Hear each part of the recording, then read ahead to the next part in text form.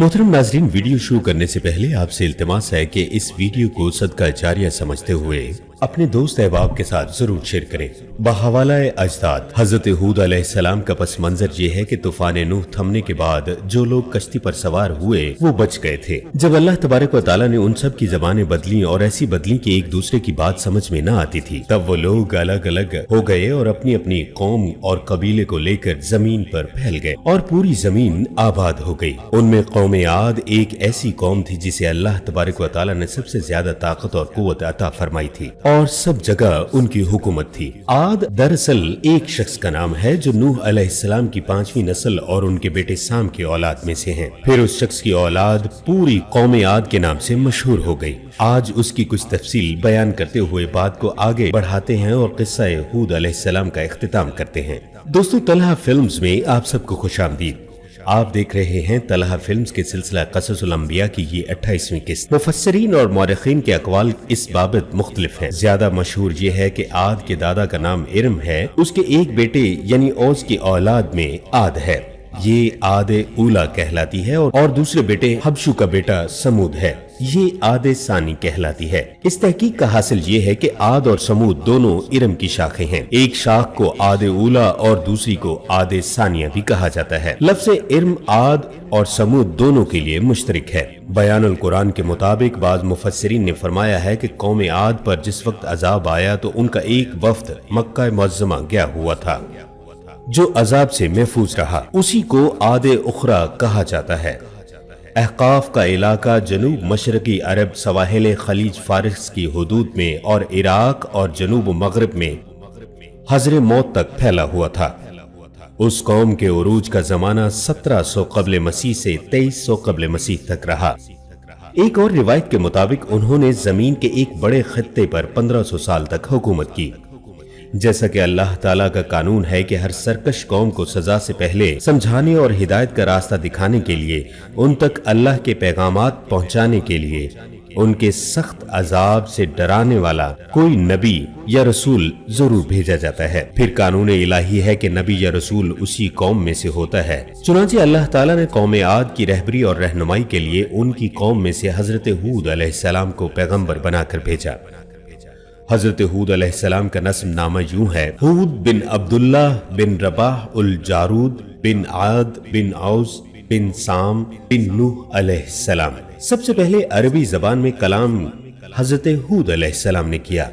अलबत्ता वाहब बिन मंबा फरमाते हैं कि हूद अलैहिस्सलाम के वालिद सबसे पहले अरबी जबान बोलने वाले थे। बाज हजरात ने हजरत नूह और हजरत आदम अलैहिस्सलाम का नाम लिया है। हजरत इस्माईल अलैहिस्सलाम से पहले अरब के बाशिंदे अरब आरबा यानी खालिस अरब कहलाते थे। उनमें से बहुत से कबाइल शामिल हैं, मसलन आद, समूद, जरहम, तिस्म, जदलीस, उमीम, मदहन, अमलाक, जासिम, कहतान और बनु यक्तन वगैरह शामिल हैं। हजरत इस्माईल अलैहिस्सलाम की औलाद अरब मुस्तारबा कहलाती है। फसीह और बलीग अरबी जबान में सबसे पहले हजरत इस्माईल अलैहिस्सलाम ने कलाम फरमाया। अलगर्ज अल्लाह तबारक व तआला ने हजरत हूद अलैहिस्सलाम को उनकी कौम की तरफ नबी बनाकर भेजा। उन्होंने कौम आद को अल्लाह की तरफ बुलाया और राह हक की दावत दी। चूंकि वो कौम दुनियावी रंगीनियों में इस कदर मगन हो गई थी कि अपने ताईं उसको इस कदर अच्छा महसूस करती थी कि गोया वही हक है और इसके सिवा सब कुछ बेकार है। उसकी वजह ये थी कि शैतान ने उनके करतूतों को उनके सामने आरास्ता करके खुदा की राह से रोक रखा था और वो लोग इसी को बेहतर समझा करते थे। अपनी ताकत और जबरूत, कुव्वत और हशमत पर बेजा फख्र और नाज और घमंड, तकब्बुर के बायस जब ये कौम खुदा की मुतवातिर नाफरमानियां और खुदसरी से आखिरी हद को जा पहुंची तो अजाब इलाही उन पर इस शक्ल में नाजिल हुआ कि उनके मुंतखब करदा बादल का रंग देखते ही देखते स्याह तरीन हो गया और वो पूरे आसमान पर फैल गया कि हर जानिब अंधेरा छा गया और उसमें से हवा यानी सरसर चलने लगी। जब वो हवा तेज होने लगी तो वो लोग डरे और उन्होंने बचाव की तदबीर की। मर्द जितने थे उन्होंने अपने पांव घुटनों तक जमीन में धंसा लिए, एक दूसरे के हाथों में हाथ डालकर मजबूती से बैठ रहे और दरमियान में बच्चों और औरतों को रखा और कहा कि अब देखते हैं कौन हमें यहाँ से हटाता है कि हमारे 3 तरफ तो पहाड़ हैं और एक तरफ हम हैं।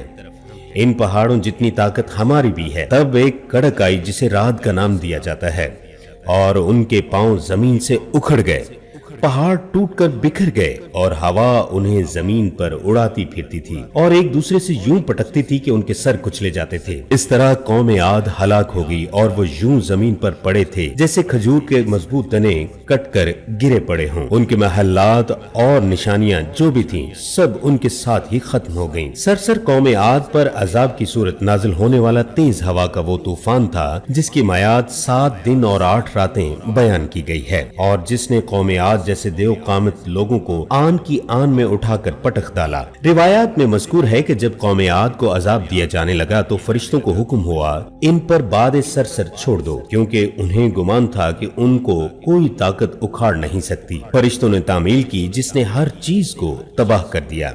सरसर के अलावा दूसरी चीज रात का जिक्र भी आया है। रिवायात में मौजूद है कि ये एक ऐसी आवाज थी जो कलेजे दहला देती थी।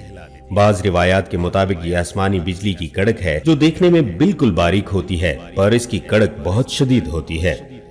उन लोगों की नादानी का ये हाल था कि कायनात को एक खलंडरे का घरौंदा और अपने आप को उसके जी बहलाने का खिलौना समझ बैठे थे।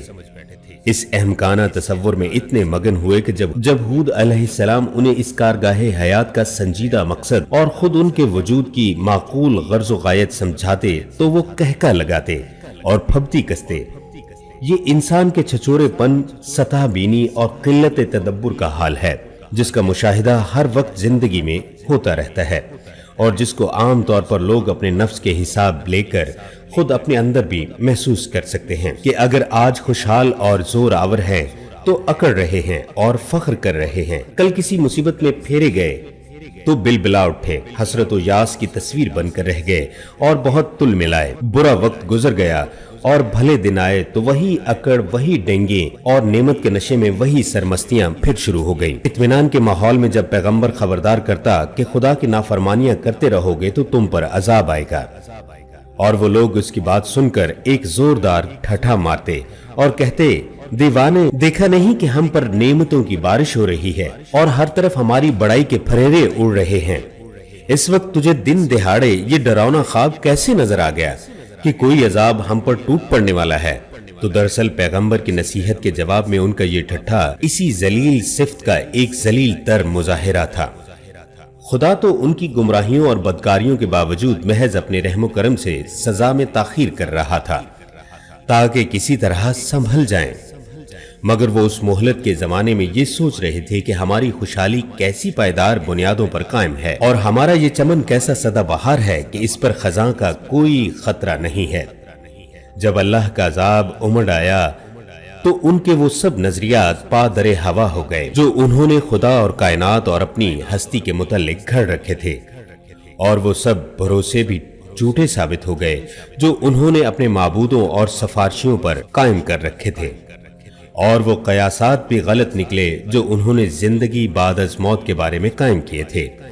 नतीजा ये हुआ कि संभलने और सुधरने की मोहलतों पर मोहलतें मिलने के बावजूद उन पर कुछ असर न हुआ और वो अपनी मुतकब्बिराना सरकशी पर कायम रहे। तो अजाब इलाही ने उनका सब कुछ मिलिया मेट कर दिया। वो आने वाले जमानों के लिए नमूना इबरत बन गए। इस वाक़े की तारीख के बारे में मुअर्रिखीन का इत्तेफाक है कि ये वाक़या शवाल के महीने में रूनुमा हुआ। अलबत्ता उसके दिन के बारे में इख्तिलाफ है कि किस दिन रूनुमा हुआ। बाज ने पहली शवाल और बाज ने 30 शवाल का जिक्र किया है। जिन्होंने पहली शवाल इख्तियार किया है वो शवाल के पहले हफ्ते को बर्दल उजूज कहते हैं। इस नाम की वजह यह है कि उजूजी नामी उस महीने में एक घर में छुप गया जो जेरे जमीन था और रेत के तूफान से अमान में रहा, यहाँ तक कि छठे दिन तूफान ने उसके घर को भी मुतासिर किया और यूं वो भी हलाक हुआ। उजूजी के बारे में इससे ज्यादा तफसील दस्तयाब नहीं हो सकी। अल्लामा तबरी रहमतुल्लाह अलैह की बाज रिवायतों में है कि हजरत हूद अलैहिस्सलाम की उम्र 150 बरस थी। आप अलैहिस्सलाम को 50 बरस की उम्र में नबूवत अता हुई। 50 बरस तक कौम को वाजो नसीहत करते रहे। कौम की हलाकत के बाद मजीद 50 बरस तक जिंदा रहे और अहले ईमान को वाजो दर्स फरमाते रहे। इस वाक़े के बाद हजरत हूद अलैहिस्सलाम सरजमीन हजरे मौत चले गए और वहां बाकी उम्र गुजारी। तारीखी कुतुब से पता चलता है कि हजरत हूद अलैहिस्सलाम का मजार हजरे मौत के एक मकाम पर है جہاں عرب کے مختلف حصوں سے ہزاروں کی تعداد میں لوگ جمع ہوتے ہیں۔ اگرچہ یہ قبر تاریخی طور پر ثابت نہیں ہے۔ حضرت ہود علیہ السلام حضرت نوح علیہ السلام سے 800 سال بعد تشریف لائے اور 150 سال اس دار فانی میں رہنے کے برعکس ایک اور روایت کے مطابق 464 سال اس دنیا میں ظاہری حیات میں رہے اور پھر اس دنیا فانی سے رحلت فرمائی اور حیات جاویدانی حاصل کی۔